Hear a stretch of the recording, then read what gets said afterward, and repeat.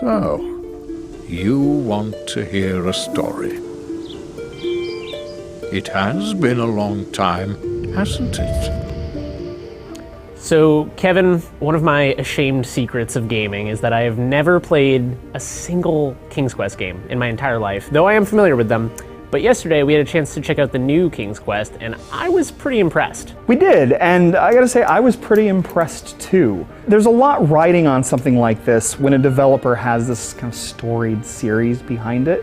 But it really looks like, I mean, it's clearly a new game, like a modern game. It had some beautiful hand-painted visuals, for example, and they talked about how those backgrounds were actually created a little bit when we were talking, like, you know, the backgrounds would be painted. They'd put it through a pass, and then they'd do more stuff to like paint the background so it all looked very painted and give it another graphics pass. So it's all hand done. It's not procedural. It's not, everything is hand drawn, and it looks like it. It looks absolutely gorgeous. Yeah, the watercolor thing is sort of indicative of their design philosophy, Yeah. because it seems like everything they're putting into this game is so meaningful and full of intention. And, you know, you'll see a dragon from the distance with an arrow in its eye, and, you know, most games that's just a badass thing. It's trying to look tough or whatever, like it's been in fights before.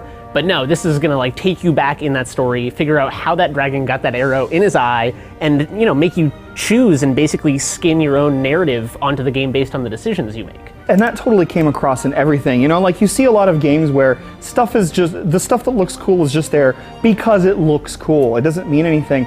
Not only did it look cool, but knowing that it's meaningful, knowing that it's not just there because it's cool is really special to me. Yeah. Like they really want everything to tell a story, and they're not just doing it like it's not just like I get to devise the story. They're actually going to tell you that story. Right. And that's a really cool aspect of the game. Yeah, and they seem to be subverting a lot of video game tropes too, which I think is interesting, and it sort of pays homage to the history of the King's Quest Sure. lineage. And, you know, there was a moment where you have to cross a river, and you have a rope that's tied to an arrow, and you pull out your bow and arrow, and it goes into this whole first-person thing, and you're like, oh, well, I aim it at the tree and shoot it to make a bridge, right?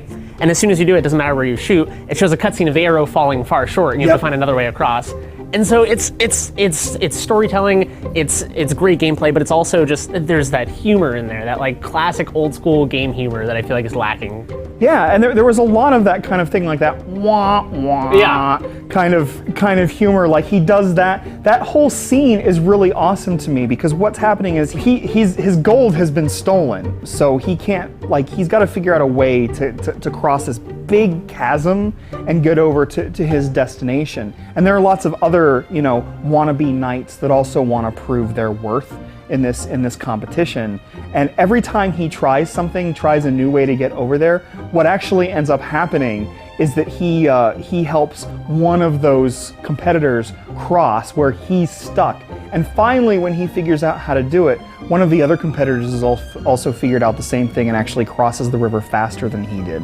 So they're really setting up this whole idea where like you root for him because he's the underdog, and every time he tries something, like every time he does something ingenious, you know, he's the one that actually is helping somebody else. Yeah. And it's really sad and delightful all at the same time because you really want to root for Gran. You really want to see him succeed.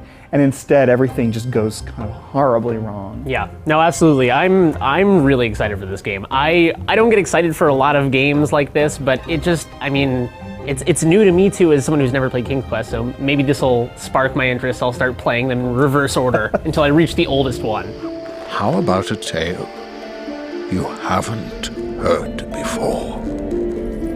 One with luscious worlds of wonder, of treacherous traps, fantastical foes.